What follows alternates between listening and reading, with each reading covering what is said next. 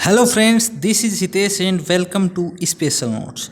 आज की इस वीडियो में दोस्तों हम बात करने वाले हैं भाषा शिक्षण की चुनौतियों के बारे में और उनका क्या समाधान किया जा सकता है, वो आज की इस वीडियो में हम पढ़ेंगे। इससे पहले हम भाषा के बारे में अच्छे से पढ़ चुके हैं। जो लास्ट वीडियो था हमारा भाषा के ऊपर था, उसमें हमने डिटेल में भाषा का अध्ययन किया। आज इस वीडियो में चुनौतियां और उनके समाधान देखेंगे। तो सबसे पहले देखिए चुनौतियां क्या क्या हैं। पहली चुनौती है दोस्तों कि जो भाषा है, हिंदी भाषा का कोई एक निश्चित रूप नहीं होना, यानी हिंदी भाषा कोई एक निश्चित रूप नहीं है। पश्चिमी जो अपना देश है, पश्चिमी क्षेत्र में जो हिंदी है वो अलग बोली जाती है, मध्य में अलग बोली जाती है। मतलब हिंदी के भी कई रूप हैं, ठीक है। हिंदी 5 उपभाषाओं और 17 बोलियों का समूह है जो निम्न है। जैसे उपभाषा हैं पश्चिमी हिंदी, पूर्वी हिंदी, राजस्थानी, पहाड़ी हिंदी, बिहारी हिंदी, ठीक है। ये हैं हिंदी, पर इनके बोलने का जो तरीका है वो सबका अलग अलग है। पश्चिमी हिंदी अलग बोली जाती है, राजस्थानी अलग तरीके से बोली जाती है, पूर्वी हिंदी के लोग इसे अलग तरीके से बोलते हैं, बट ये है हिंदी ही, ठीक है। दूसरा है कुछ ये 17 बोलियां हैं, जैसे खड़ी बोली, ब्रिज, कन्नौजी, हरियाणवी, बुंदेली, ये सब क्या है? खड़ी बोली। फिर है अवधी, बघेली, छत्तीसगढ़ी, पश्चिमी पहाड़ी, मध्यवर्ती पहाड़ी, गढ़वाली, कुमाऊनी, ये किस में आते हैं? मध्यवर्ती पहाड़ी में, गढ़वाली और कुमाऊनी। फिर मालवी, मेवाती, देहाती, मारवाड़ी, मगही, मैथिली, भोजपुरी, ये सब क्या हैं? बोलियां हैं। तो इस प्रकार अपनी 17 बोलियां होती हैं और 5 उपभाषाएं होती हैं। तो दोस्तों अगली जो चुनौती है, पहली चुनौती ये थी कि हिंदी भाषा जो है अपनी, उसका कोई एक निश्चित रूप नहीं है।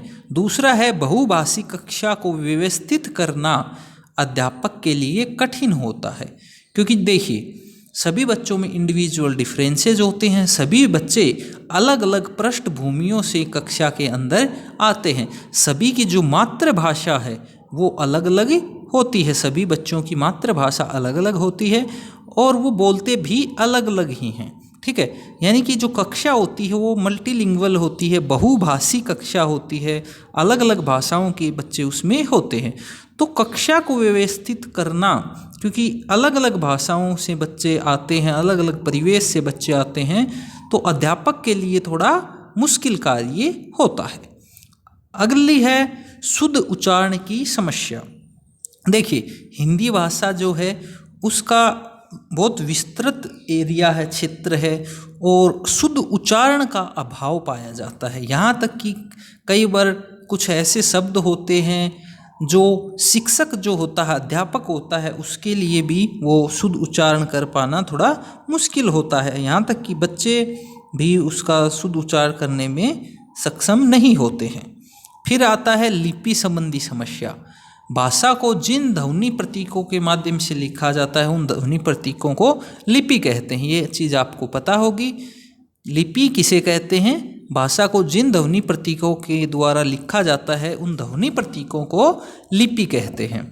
हिंदी की लिपि जो है वो है दोस्तों देवनागरी लिपि, और देवनागरी लिपि में निम्नलिखित समस्याएं अध्यापक को सामने आती हैं। देखिए देवनागरी लिपि में कुछ वर्ण 2 तरह से लिखे जाते हैं, अतः अहिंदी भाषी विद्यार्थियों को उन्हें समझने में कठिनाई होती है। यानी जो हिंदी क्षेत्र के हैं, हिंदी भाषी हैं, वो तो समझ जाते हैं, पकड़ जाते हैं इस चीज़ों को, बट जो अभाषी अहिंदी भाषी क्षेत्र के बच्चे होते हैं उनको समस्या आती है। जैसे ये देखिए, ये क्या है? ये है झ लिखा है, और ये हिंदी में हम लिखते हैं, बीच में ये भी प्रयुक्त होने लगा था इस प्रकार से झ। ये ले लिखा जाता है, कई बार ऐसे भी लिखा जाता था, तो इनमें बच्चे कंफ्यूज हो जाते हैं। ये भय लिखा जाता है और इस प्रकार भी लिखा जाता है। ध ण लिखा जाता है, ये देखिए। ख इस प्रकार भी लिखा जाता है, इस प्रकार भी। छ इस प्रकार भी लिख देते हैं और इस प्रकार भी। तो जो हिंदी भाषी क्षेत्र के बच्चे होते हैं वो इन चीज़ों में कंफ्यूज हो जाते हैं। ये भी एक समस्या है, हिंदी शिक्षण में चुनौती है। आगे देखते हैं, कुछ वर्णों की जो बनावट है एक समान है, अतः उनमें भ्रम हो जाता है। यानी कि कुछ वर्ण ऐसे भी हिंदी भाषा में जिनकी बनावट लगभग सेम है, तो वो उनमें बच्चों को भ्रम हो जाता है। कुछ वर्णों में मात्रा व्यंजन से पूर्व लगती है तथा बाद में बोली जाती है, जैसे प्रय होता है, या कई ऐसे और भी होता है जिनमें मात्रा जो है वो पहले लग जाती है व्यंजन से, और बोली जो उसका उच्चारण है वो बाद में होता है। तो वो भी एक कन्फ्यूजन वाली चीज़ है। अगला है, मात्राओं के प्रयोग में भी एक रूपता नहीं है। कुछ मात्राएं ध्वनि से पहले, कुछ बाद में तथा कुछ नीचे लगती हैं। ठीक है, ये हमें पता है कि हिंदी में कुछ मात्राएं पहले लगती हैं, जैसे कोई पहले लग जाती है, कोई पीछे लगती है, कोई आगे लगती है, कोई नीचे लगती है। जैसे पी है, ये पी है, और ये क्या है, प्रय हो गया, तो ये, और ये क्या है, प्री हो गया। तो ये सारी देखिए मात्राएं अलग अलग जगह लग रही हैं, तो इनमें भी बच्चा कंफ्यूज हो जाता है। जो हिंदी भाषी विद्यार्थी हैं उनके लिए ये समझना थोड़ा कठिन कार्य है। फिर है, पंचमाक्षर के रूप में एक रूपता नहीं है। जो पंचमाक्षर होते हैं उनमें भी एक रूपता नहीं होती। फिर है, वर्ण संयोग का कोई निश्चित योग नहीं होता है।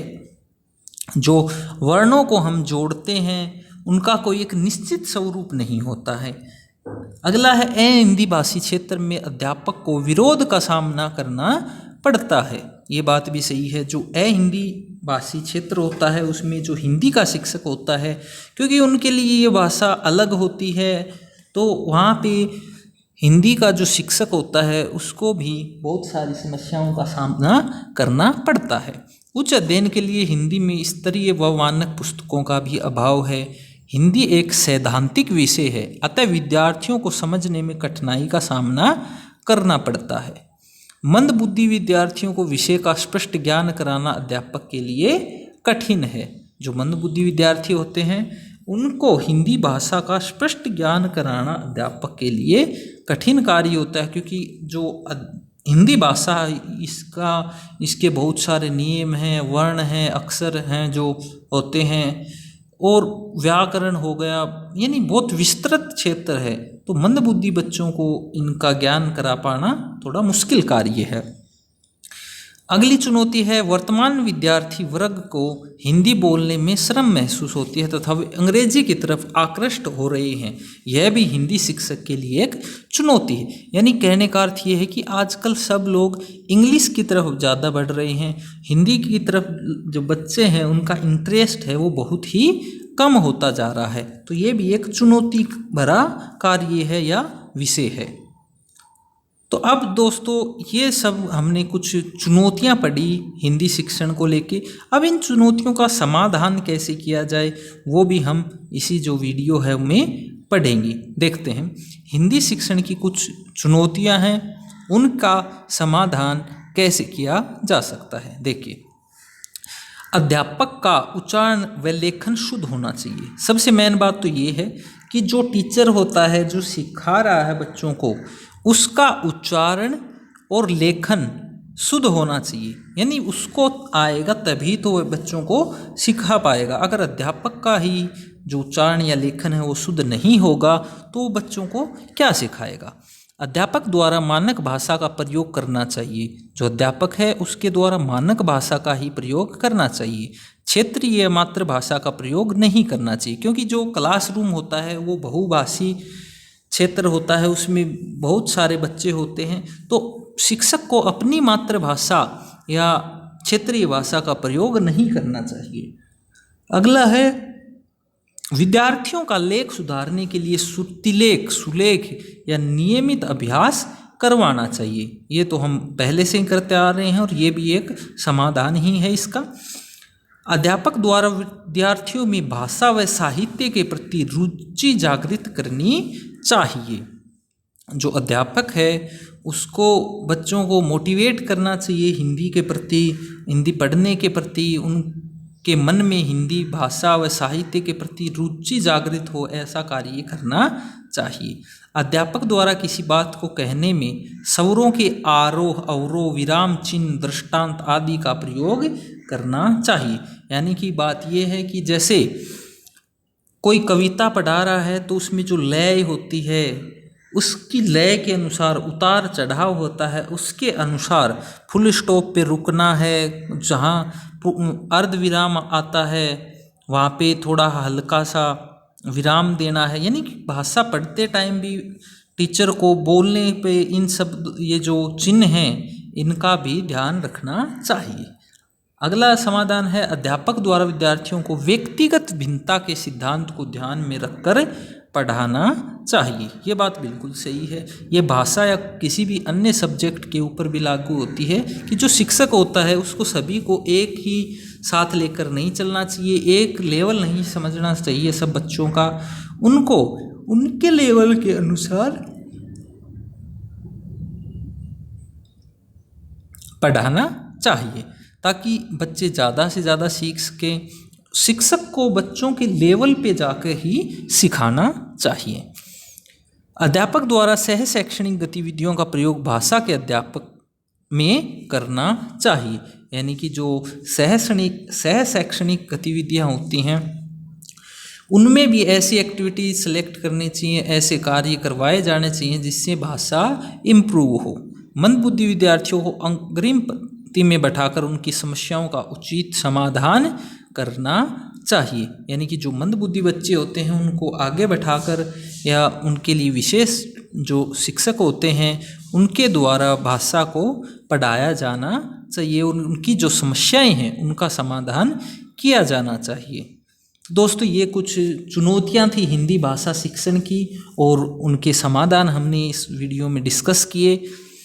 दोस्तों ये वीडियो आपको पसंद आई हो तो आप अपने फ्रेंड्स के साथ अपने ग्रुप्स में अपने स्टेटस में शेयर कर सकते हैं। बाकी मिलेंगे इसी प्रकार की एक और वीडियो के साथ। तब तक के लिए दोस्तों खुश रहिए, मुस्कुराते रहिए। जय हिंद, टेक केयर, बाय बाय।